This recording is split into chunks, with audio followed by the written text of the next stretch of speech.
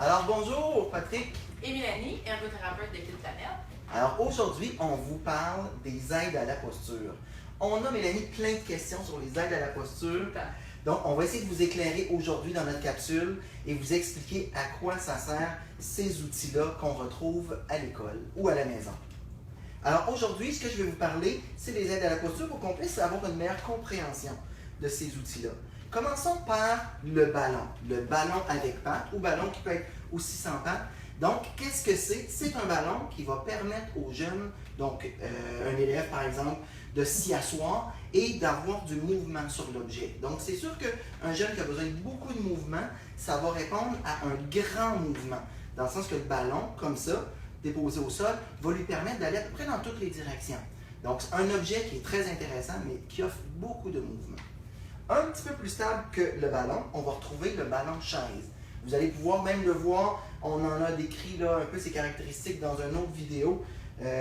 Donc, en essence, ce qu'on retient, c'est que le ballon chaise est un objet plus stable. C'est le même principe d'un ballon, mais il est dans une structure en plastique. Donc, déjà, plus stable, plus solide. On peut aussi barrer ses roulettes. Donc, il va nous permettre encore beaucoup de mouvement, mais un mouvement qui va être un petit peu plus limité par rapport à, comme je vous disais, le ballon sur pattes. Finalement, une version encore un petit peu plus stable, c'est nos tabourets oscillants qu'on a dans différentes grandeurs, bien sûr, chez Kit Planète. La version 12 pouces, 15 pouces, 18 pouces comme celui sur lequel je suis assis, ou la version vraiment adolescent-adulte, comme celui qu'utilise Mélanie à l'instant. Donc, de préscolaire à fin primaire, secondaire. Exactement. Et finalement, on a aussi un autre outil qui est le coussin de siège ou coussin d'air qu'on va déposer sur la chaise de notre jeune, que ce soit à l'école ou à la maison. Donc, il va nous permettre plus, si on veut, de versatilité. Ou s'il y a un besoin de mouvement, je pourrais déposer sur sa chaise le coussin et le retirer quand il n'y aura plus de besoin de mouvement. C'est un objet aussi chez Kit Planète qu'on distribue, dont on est bien fiers, qu'on peut gonfler aussi pour augmenter ou diminuer sa résistance et donc son mouvement. Donc, c'est tous des aides à la posture d'un très grand intérêt qui vont répondre justement à ce besoin-là de mouvement. Peut-être juste pour préciser, pour les tabourets oscillants, on va aller répondre aux besoins de bouger, peut-être d'un enfant qui va avoir plus tendance à se baisser. Donc, on va être plus dans un mouvement qui va être circulaire par rapport à un mouvement, soit de sauter là, ou autre. Donc, intéressant aussi, mais qui répond à un besoin un petit peu différent.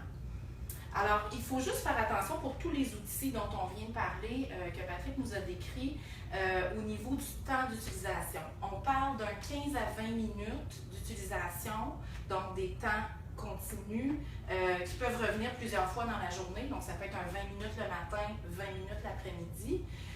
Pourquoi on a un maximum de temps? C'est parce que c'est des outils qui sollicitent beaucoup la motricité globale de l'enfant.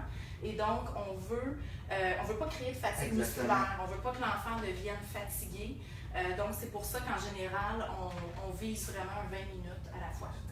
Un outil aussi important qu'on doit vous donner certaines précautions d'usage, c'est surtout le ballon ici, que ce soit le ballon avec des pattes ou pas de pattes.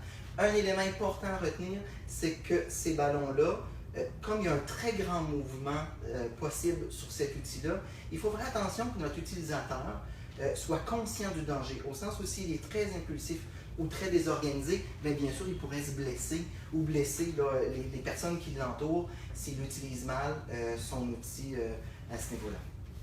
Alors, on vous invite à aller voir toutes les fiches techniques d'utilisation des produits.